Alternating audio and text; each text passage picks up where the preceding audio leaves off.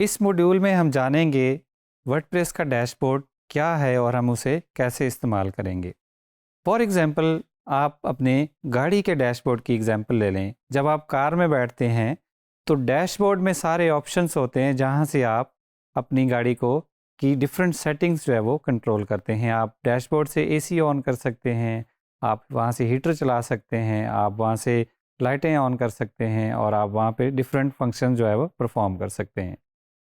अगर आप एक गाड़ी से दूसरी गाड़ी में जाते हैं तो उसका डैशबोर्ड जो है वो डिफरेंट होता है और आपको उस डैशबोर्ड को समझने में थोड़ा सा टाइम लगता है कि कौन सी चीज़ कहाँ पे पड़ी है। सिमिलरली हम वर्डप्रेस के डैशबोर्ड को समझने की कोशिश करेंगे कि कौन सी सेटिंग्स जो है वो कहाँ पे हैं, पेजेस कहाँ से बनने हैं, पोस्ट कहाँ से बननी है, इमेजेस कहाँ से ऐड होने हैं, यूज़र कहाँ से ऐड होने हैं, डिफरेंट सेटिंग्स क्या होती हैं। तो वर्डप्रेस के डैशबोर्ड तक रसाई हासिल करने के लिए सबसे पहले हमें क्या करना होगा, डैशबोर्ड में हमें लॉगिन करना होगा। फॉर एग्जांपल, आपकी वेबसाइट का यूआरएल है www.digiskills.pk। तो आपके वर्डप्रेस का जो लॉगिन यूआरएल है वो कुछ इस तरह बनेगा www.digiskills.pk/wp-login.php। या इसका एक और यूआरएल भी होता है जहां से आप वर्डप्रेस के एडमिन में लॉगिन कर सकते हैं। वो इस तरह से होगा www.digiskills.pk/wp-admin। इसके साथ आपको .php लगाने की ज़रूरत नहीं है। तो जब ये यूआरएल आप टाइप करेंगे और उसको एंटर करेंगे तो आपके पास एक लॉगिन स्क्रीन नमूदार होगी। उस लॉगिन में आपने वो वाला यूज़र नेम और पासवर्ड देना है जो आपने इंस्टॉलेशन के दौरान एडमिन यूज़र का क्रिएट किया था। जब आप वर्डप्रेस में लॉगिन कर लेंगे तो आपको वहाँ पे एक इस तरह की स्क्रीन नमूदार होगी। अब यहाँ से हम एक्सप्लोर करेंगे कि आपके डिफरेंट टाइप का कंटेंट कहाँ से बनेगा, इसकी डिफरेंट सेटिंग्स क्या होती हैं, कौन सी चीज़ आपने कहाँ पे ढूंढनी है। तो आइए हम इसका डिमॉन्स्ट्रेशन जो है वो देखते हैं। ये अभी वेबसाइट जो हमने पिछले मॉड्यूल में हमने वर्डप्रेस की इंस्टॉलेशन की उसका यूआरएल है localhost/digiskills। अब हमने इसी वेबसाइट में लॉगिन करना है और इसका हमने डैशबोर्ड एक्सेस करना है। जैसा कि मैंने पहले बताया कि दो तरीके हैं वर्डप्रेस के डैशबोर्ड में लॉगिन करने के। वो कौन से हैं? सबसे पहला हम देखेंगे wp-login.php। तो इस पे अगर हमने टाइप किया wp-login.php हमने टाइप किया, ये हमारे पास लॉगिन स्क्रीन आ गई। अब अगर हम दूसरे तरीके से wp-admin ये टाइप करेंगे तो भी हमारे पास सेम लॉगिन स्क्रीन आएगी। यहाँ पे हम अपना यूज़र नेम पासवर्ड देंगे, वही वाला जो हमने पिछले इंस्टॉलेशन वाले स्टेप में दिया। यूज़र नेम पासवर्ड फिल करने के बाद हम उसको लॉगिन का बटन प्रेस करेंगे तो हमें ये वाली वर्डप्रेस का डैशबोर्ड नज़र आना शुरू हो गया। डैशबोर्ड में सबसे पहले यहाँ पे आपको होम स्क्रीन नज़र आएगी जहाँ से आप क्विक एक्शंस ले सकते हैं। यहाँ से आप क्विक पोस्ट बना सकते हैं, ड्राफ्ट बना सकते हैं। यहाँ पे आपको डिफरेंट अपडेट्स नज़र आ रही होंगी। यहाँ पे आपको अपनी वेबसाइट की एक्टिविटी नज़र आ रही होगी, आपकी साइट पे किसने कमेंट किया, कौन सी नई पोस्ट बनी। यहाँ पे आपको डिफरेंट किस्म की स्टैट्स नज़र आ गए रहे होंगे कि आपकी वेबसाइट पे पेजेस कितने हैं, पोस्ट कितनी हैं, कमेंट कितनी हैं और आपका थीम कौन सा एक्टिव है और उसका आपके वर्डप्रेस का वर्जन क्या है।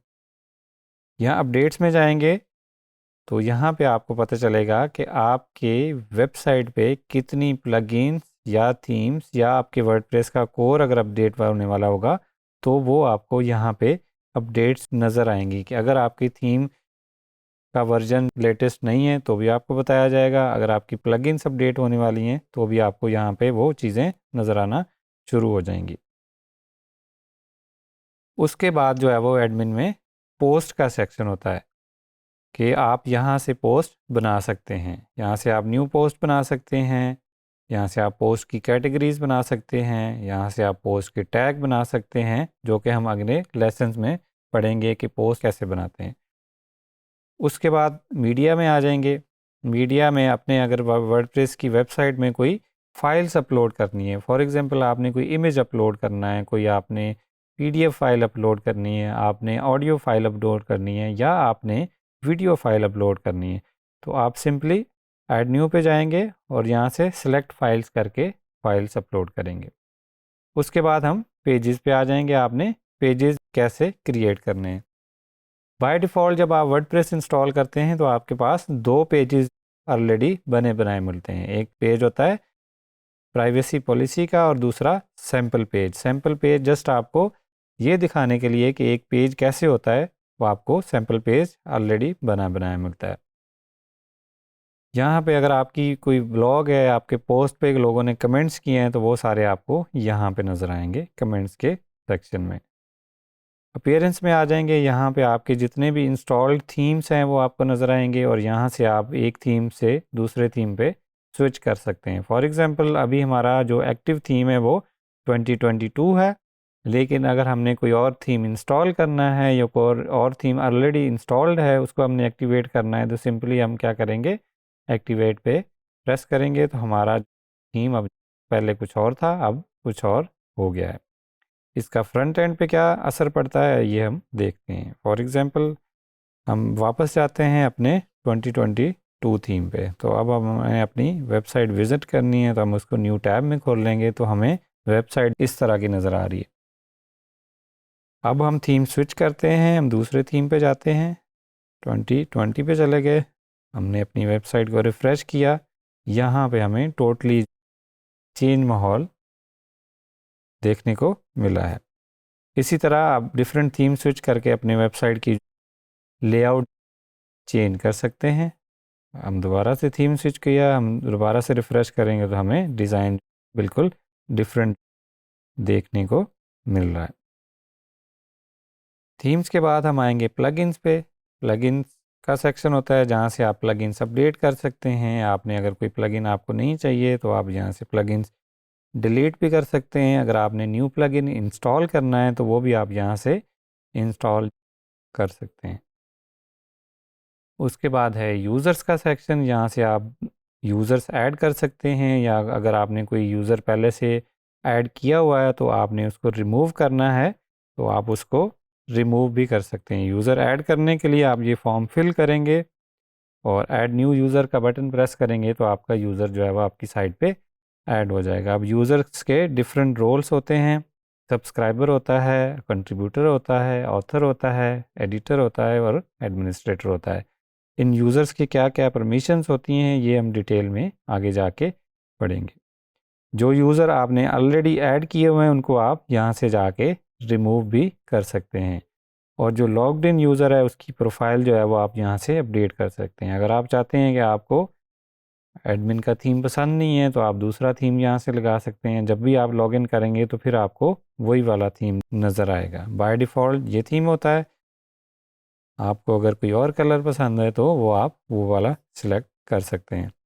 आप अपना फर्स्ट नेम यहाँ पे डाल सकते हैं, आप अपना लास्ट नेम डाल सकते हैं, और आप यहाँ पे अपना पब्लिक डिस्प्ले वाला नेम वो भी सिलेक्ट कर सकते हैं कि पब्लिकली आपका नेम कौन सा डिस्प्ले होना चाहिए। उसके बाद आप अपना ईमेल एड्रेस चेंज कर सकते हैं। मज़ीद अपनी प्रोफाइल की जो डिटेल्स है वो आप ऐड कर सकते हैं।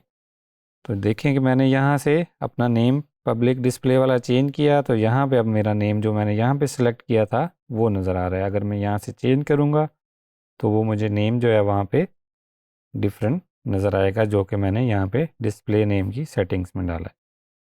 उसके बाद हम इसमें टूल्स में आ जाएंगे। वर्डप्रेस में डिफरेंट किस्म के टूल्स होते हैं। आप पेजेस या पोस्ट वर्डप्रेस में इंपोर्ट भी कर सकते हैं। यहाँ से आप इसका कंटेंट जो है वो एक्सपोर्ट भी कर सकते हैं। आप सेलेक्ट करेंगे कि आपने क्या एक्सपोर्ट करना है, वर्ड पेज एक्सपोर्ट करने हैं या पोस्ट एक्सपोर्ट करनी है, या आपने मीडिया एक्सपोर्ट करना है, या अगर आपके कस्टम कंटेंट टाइप बनाए हुए हैं वो एक्सपोर्ट करने हैं तो वो आप यहाँ से एक्सपोर्ट करेंगे।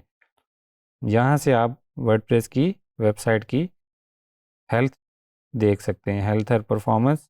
जब आपकी वेबसाइट सर्वर पे लाइव हो गई तो यहाँ से आके आप अपनी वर्डप्रेस की वेबसाइट के बारे में इंफॉर्मेशन भी ले सकते हैं और अपनी वेबसाइट की हेल्थ भी चेक कर सकते हैं कि आपके फॉर एग्ज़ाम्पल इंफॉर्मेशन में हमें अपने वर्डप्रेस के बारे में इंफॉर्मेशन नज़र आ रही है कि हमारा यूआरएल क्या है, हमारा साइट की लैंग्वेज क्या है, वर्डप्रेस का वर्जन क्या है, क्या हम एसएसएल सर्टिफिकेट यूज़ कर रहे हैं कि नहीं, हमारा एनवायरनमेंट टाइप क्या है और हमारे जो डायरेक्टरीज़ हैं उनकी साइज़ नज़र आ रहे हैं। अगर फॉर एग्ज़ाम्पल हमारा वर्डप्रेस की वेबसाइट है वो बहुत ज़्यादा स्पेस कंज्यूम कर रही है तो हम क्विकली यहाँ से इंफॉर्मेशन से जाके देख सकते हैं कि कौन सी डायरेक्टरी या कौन सा फोल्डर है जहाँ स्पेस जो है वो सबसे ज़्यादा कंज्यूम हो रही है। तो अगर हमें वो चीज़ें रिक्वायर्ड नहीं होंगी तो हम उनको जाके डिलीट कर सकते हैं।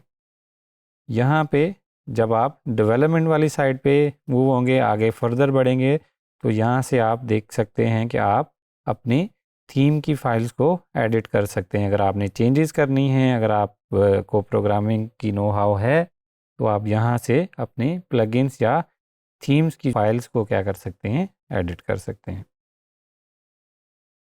यहाँ पे हमें अभी कोई ऑप्शन नहीं आ रहा क्योंकि हमारे पास कोई भी प्लगइन एक्टिव नहीं है।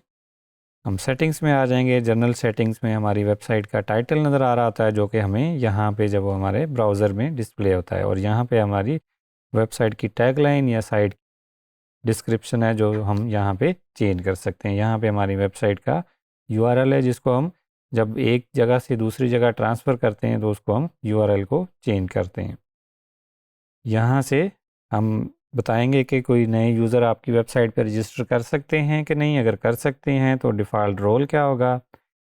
हमारी लैंग्वेज की सेटिंग्स यहाँ पे हैं, हमारे टाइम जोन की सेटिंग्स हैं। फॉर एग्जांपल अभी टाइम जोन जो है वो यूटीसी आ रहा है, तो यहाँ पे हम इसको पाकिस्तान के टाइम जोन के हिसाब से चेंज कर सकते हैं। आपकी डेट का फॉर्मेट क्या होगा, आपके टाइम का फॉर्मेट क्या होगा, और वीक कौन से डे को स्टार्ट होगा, ये डिफरेंट सेटिंग्स हैं।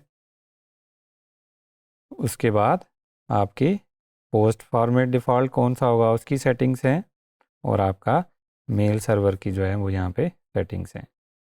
यहाँ से हम अपना होम पेज सेलेक्ट कर सकते हैं। फॉर एग्जांपल हमने जो सैम्पल पेज बनाया वो कहेंगे कि हमारा होम पेज होगा, या हम कोई भी नया पेज बना के उसको एज अ होम पेज भी सिलेक्ट कर सकते हैं।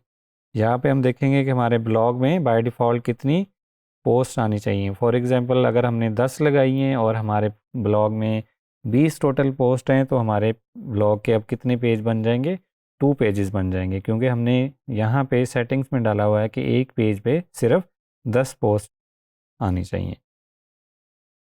यहाँ पे हम बताएंगे कि आपकी वेबसाइट सर्च इंजन जो है उसको क्रॉल कर सकते हैं या नहीं। अगर आप इसको चेक कर देंगे कि discourage search engine indexing this site, तो जो सर्च इंजन के बोट्स हैं वो इस साइट को आपकी को क्रॉल नहीं करेंगे। वो मोस्टली हम तब यूज़ करते हैं जब हमारी साइट इन डेवलपमेंट होती है। यहाँ पे हमारे कमेंट्स की सेटिंग्स हैं कि कौन कमेंट कर सकता है, कमेंट्स का फॉर्मेट क्या होगा, जिस यूज़र ने कमेंट किया है उसका वहाँ पे उसकी पिक्चर कैसी नज़र आएगी। उसके बाद हमारी मीडिया की सेटिंग्स हैं कि हमारे पोस्ट के जो थंबनेल्स हैं उनकी बाय डिफ़ॉल्ट विड्थ और हाइट जो है वो क्या होने वाली है। ये मीडिया को हम डिटेल में आगे जाके डिस्कस करेंगे जब हम पेजेस और पोस्ट बना रहे होंगे। वेबसाइट की परमलिंक्स होती हैं कि आप जब कोई पेज या पोस्ट बनाते हैं तो वो फ्रंट पे उसका यूआरएल क्या बनेगा। फॉर एग्जांपल प्लेन जो बाय डिफ़ॉल्ट वर्डप्रेस में होता है वो पोस्ट की आईडी होती है। अब अगर हमने आईडी के परमलिंक्स दिए हुए हैं तो हम जब यहाँ पे जाएंगे इस पोस्ट को हम व्यू करेंगे तो हमें यूआरएल में क्या नज़र आ रहा है, p=1। इसका मतलब है ऐसी पोस्ट हमें दिखाई जाए जिसकी आईडी 1 है। अगर हम इसको प्लेन नेम कर देंगे तो यहाँ पे जाके हमें फॉर एग्जांपल हम यहाँ पे गए, परमलिंक्स में हम गए, यहाँ पे हमने इसको कर दिया पोस्ट नेम, तो अब हमें क्या नज़र आएगा। अब हम दोबारा पोस्ट में जाएंगे, इसको व्यू करेंगे, तो अब हमें हेलो वर्ल्ड जो उसका स्लग है या उसका जो नेम है वो हमें नज़र आ रहा है। मज़ीद इसमें प्राइवेसी सेटिंग्स हैं। प्राइवेसी सेटिंग्स में आप अपना प्राइवेसी पॉलिसी का पेज बना सकते हैं। यहाँ से उस पेज को असाइन कर सकते हैं जो भी आपने पेज बनाया होगा। तो ये था वर्डप्रेस के डैशबोर्ड का एक क्विक ओवरव्यू, जिसमें हमने आपको बताया कि वर्डप्रेस के डैशबोर्ड में कौन कौन से सेक्शन होते हैं और हर सेक्शन में जो है वो आप कौन कौन से काम कर सकते हैं। मज़ीद हर सेक्शन को हम आगे जाके डिस्कस करने वाले हैं कि पेज कैसे बनेगा, पोस्ट कैसे बनेगा, उसके डिफरेंट फॉर्मेट्स क्या होते हैं, होम पेज कैसे असाइन करेंगे, वो हम अगले लेसन्स में आगे जाके डिस्कस करेंगे।